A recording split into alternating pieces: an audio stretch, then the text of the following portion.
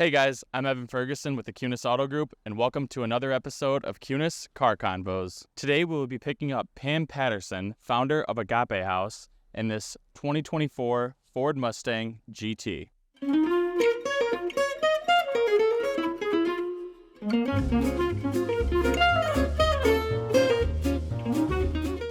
All right, guys, I'm here with Pam Patterson, founder of Agape House. Pam, how you doing today? I'm doing great. How are you? I'm good, just grand. Happy to do my first car convo. So, to start off, why don't you tell us a little bit about you and your organization, Agape House? What do you do? And explain it to me like I'm someone who's never heard of it before. Well, I am the founder and CEO of Agape House. This year we are celebrating our 26th anniversary. Can't even believe it.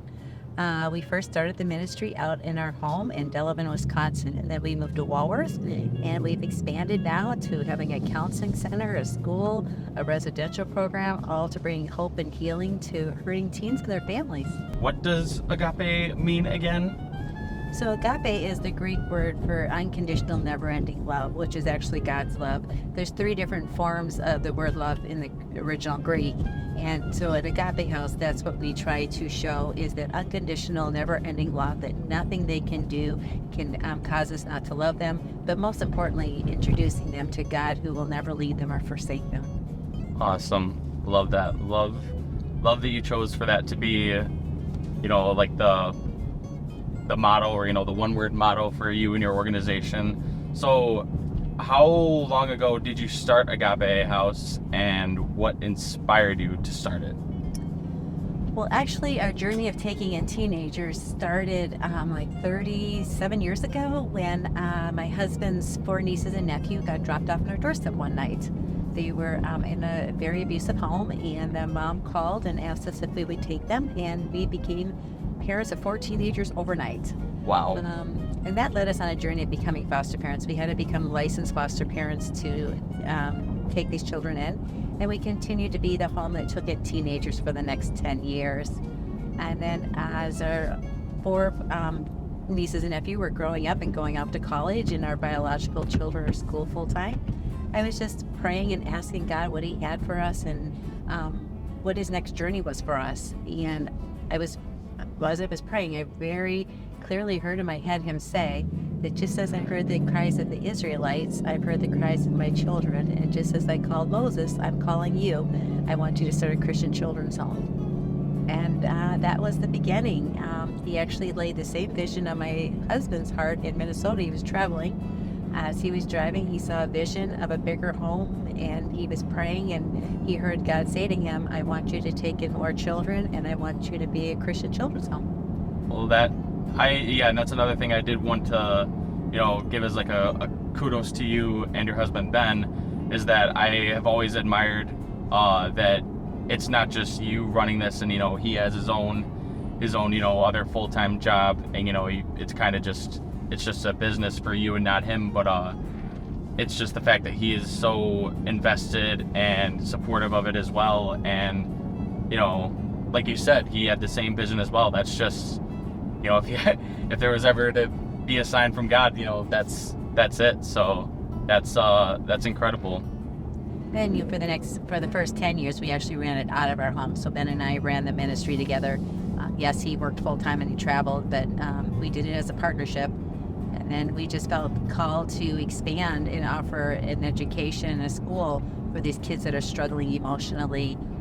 We were having a hard time figuring out where to really put them that can meet their academic needs with the level of emotional issues that they were struggling with, and start our own in-house counseling. So we bought Grace Church, where you just picked us up from, which is now Agape House, and we were able to expand our services. So, looking back to when you started out with just having children in your home, compared to the facilities and the resources you have now, is there anything you miss about when you were first starting out and just were doing this out of your house? It's definitely a change from being, the house mom, the one who tucked them in at night, the one who bandaged up their owies, the one who would put the meals on the table, to now being, CEO and founder and out speaking and kind of more behind the scenes promoting the ministry. And at first it was a really hard adjustment, but we have been blessed with an incredible, amazing house mom for both the girls and boys home that are doing a great job, ministering to them at that level. And now I get the privilege of going out and sharing in the community and doing the behind the scenes things that need to be done to grow the ministry and to share what God has done and to share that there is hope and healing in Christ and that Jesus does bind up broken hearts and that we get to see this firsthand. And so the most exciting thing about my job now, if you want to call it a job, is that I get to witness what he's doing, but then I also get to share his story and his faithfulness. Absolutely. And throughout these years, are there any moments or whether it's, a specific student and like their story, is there anything that has stood out to you the most compared to others that you'd like to share? I think the two most amazing things about this journey for 26 years is twofold. The first part has just been to see the miracle after miracle of God's provision. Shortly after, God called us to start Agape, literally 2 weeks later, I was at church and this man walks up to me and says, "I'm a lawyer and God told me to come here tonight and talk to you and represent one of your foster kids."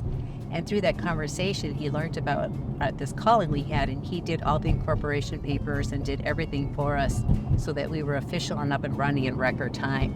Wow. And it was been one miracle after another miracle. One day we had no bread in the house and I needed to make lunches, and literally a lady walks up to me at church and says, "Do you need bread?" It's just been such a faith journey of watching him provide everything we need. And he spoke to me and said that just like he provided manna for the Israelites, if we kept our eyes on him, he would provide. And to see his faithfulness has just grown my faith in insurmountable ways. But then on a more personal level, yes, watching the transformation that happens in these kids' lives. When they first walk into my office and I interview them, they either come in depressed, looking down, won't look at you, or they're angry and they're ready to take you on and fight you. Yeah. But then we start to share with them about who we are and what we do, and that we're here because we love kids and we want to help kids, and we're not here to change their behaviors or to straighten them out or because their parents want us to help them, but because we love kids. And they choose to come, and then they start to receive that healing, and you start to watch them grow in who they are, and they start to smile and they start to laugh and they start to be kids, and they play in a park or they play hopscotch or they just learn to enjoy life and start to have that hope. There is nothing more rewarding than watching them just transform before us. Yeah, absolutely. And I can slightly attest to how cool that is because obviously my mom worked for you for years and years, and that involved some evenings where me and my sister would come and stay and play around in the gymnasium and everything, or have to sit up in my mom's office. But to see some of those girls back then who were very broken and had their struggles, but now I'll see some of them up on my Facebook feed, like people you may know, and I'll see them, and some of them are married, have children and everything, and are living very happy and full lives. Whereas if they weren't able to get in with you and Agape House, who knows what horrors they might have faced otherwise. Yeah. So, yeah. It's amazing what God's love can do, and to be part of that process of watching him transform their lives. I think of the caterpillar and how it goes into the cocoon and it comes out as a butterfly. I like to think of that analogy a lot at Agape as they come in kind of like that caterpillar crawling along life, struggling, no real direction or vision. And then we wrap them in God's love, and we wrap them in his grace and his truth, and we pour his truth into them, and then we watch and set them free so that they can fly and become the young men and women that God's created them to be. Absolutely. So I also know that you now have a boys' home as well. How long has that been going on? And I guess, same sort of questions. What inspired you to start that as well? And, how's that going? Yeah, so after 19 years of ministry, hope, and healing to hurting teen girls, 4 years ago we opened our boys' home. And, it's interesting because somebody had mentioned to me, about being able to, if we had considering, offering those services to boys. And at the time, quite honestly, I was kind of scared of the idea. I know how to do girls, I know how to do makeup and all that stuff, And as I was praying, I heard God say, remind me that I heard the cries of my children, not just girls, and that He wanted us to offer those same services. So as a board, we just started praying, and then lo and behold, within the next year, the church right around the corner, Full Gospel, offered us their building, an 8,000 square foot building for free. And we were able to move in and renovate it, and within a year have our boys' home and school open. That's incredible. And I think that's like the second or third, miracle you've mentioned where, you said like you needed something and it was not only giving you one way or another, or like, took a little bit of time, but literally, for lack of a better words, placed at your feet, like there's all these miracles you hear about happening, but it's stuff that you kind of have to look a little harder to see, but to have these sort of prayers answered just so blatantly and obviously is amazing. And I think even besides that, I think it really is it shows how much people in your community see what you and your organization do and are just so eager to get in on it and to help and to just be a part of that positivity and that goodness. Yes, we live in an incredible community. They say it takes a village to raise a child. Well, you can imagine how big of a village it takes to raise, 10, 12, 14 troubled kids. Oh, yeah. And we are blessed to live in one of the best communities out there. We are a sliding fee ministry, so we never turn a child away because of finances. And the only way we can do that is with the generosity of people giving financially, volunteering, donating items needed, bringing meals, you name it. That all keeps our overhead down. And every bit if we give it to her through our buildings, it's just one miracle after another miracle of God providing what was needed at the time by those around us. Mm-hmm. Yeah, and that's another question I was going to ask. So, So you kind of started talking about, but if you want to go in more detail, how can someone who watches this, how could they get involved? What sort of like volunteer work can they do? Can they donate? Other stuff like that, if you want to go into more detail about that. There's a million different ways for people to be involved at Agape or in our community, making a difference. Obviously, we always need prayer. There's a spiritual warfare out there, especially for our teens. And so praying for these kids, praying for the ministry, praying for the staff is always first and not most. Mm-hmm. Since COVID, we've lost half of our volunteers, to be honest. And so we're rebuilding that, our volunteer base. As a ministry with a home, a school, and a counseling center, you name it, we can use it, from cleaning to painting to tutoring to mentoring to providing a meal. The list is endless. And so if people need to do is contact us and we will get them plugged in. And of course, there's always good old finances. And so definitely never hurts to throw a few bucks your way. Yes. And from the widow's mite of $1 up to the $100 or the $1,000 donation, every single one of them truly does make a difference.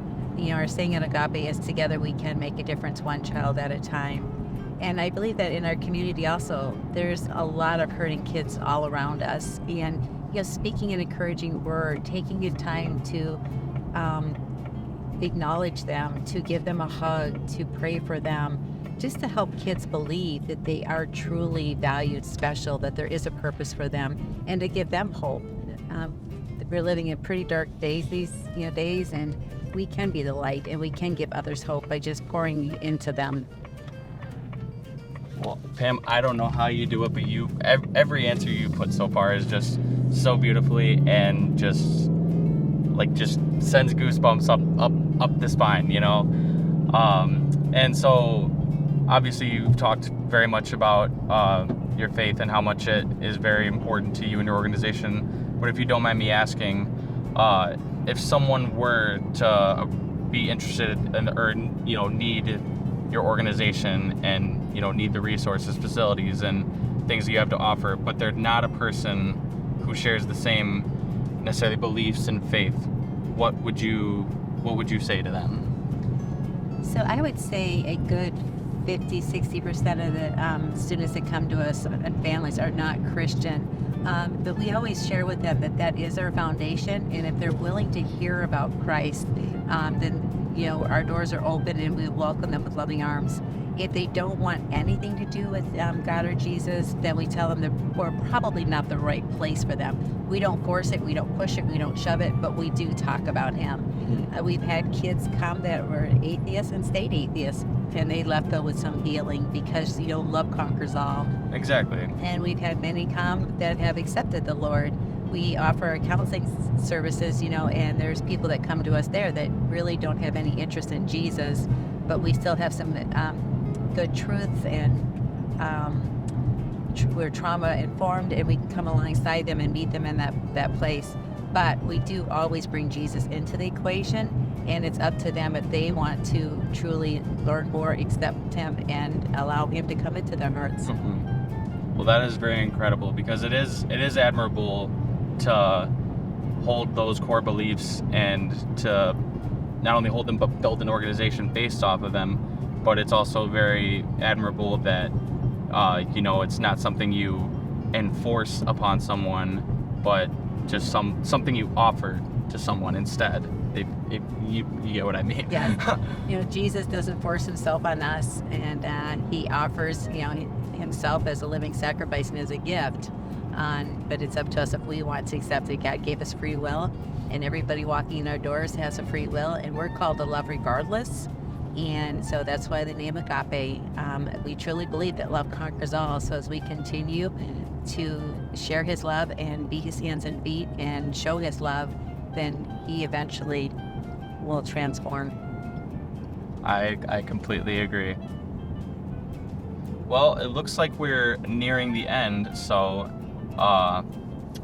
2 last questions. Do you have any events that Agape likes to host or does on and off annually or anything like that? Anything coming up you would like to mention to invite people out to? We have our Christmas open house coming up December 10th, and that's where here at our main building, our girls' home and school, we will be having refreshments in our sanctuary room, a singer in our MPR multipurpose room. We will have a bazaar where you can come and buy goodies. All the funds raised goes to the activity fee for the kids during the winter. We'll be having derby races and cupcake decorating and other activities going out the boys' home. It's a great way to come and start out the holiday season, tour the different facilities, get into the festive mood, and just see kind of firsthand what we're doing. And then in April, we have the last Saturday of April, and I don't know the date right now, is our annual 5K that we do in honor of National Child Abuse Prevention Month. At Agape, we believe every child's precious, and so we come together in April and make a stand for that preciousness and against abuse. We also, for anybody interested in learning a little bit more about our ministry and hearing more about the miracles, I could be here all day sharing miracle after miracle, but on our website, agapehouseheals.org, we do have a 4-part video that shares, each one is like 5 years of the ministry, and it gives a history of the last 25 years and just all that God has done, and really is a remarkable testimony of what He's done. Amazing. Well, if you're watching, come to these events. This is an amazing woman right here, and yeah, I have no words for how to describe the great things that you and your organization do. Well, it's been great seeing you, Evan. I remember when you're that little boy coming along with your mom, and you've grown up to be quite the incredible young man. I used to play right at this playground next door all the time, yes. So last thing, what would you like to say to viewers who might be going through their own struggles in this life right now? What's your message to them? I think we live in a society today that feels pretty isolated and alone, even though, we've got everything's at our fingertip, right? With texting and social media and people. But I think lots of people are struggling with feeling isolated. And we're never really alone. There's always somebody to reach out to.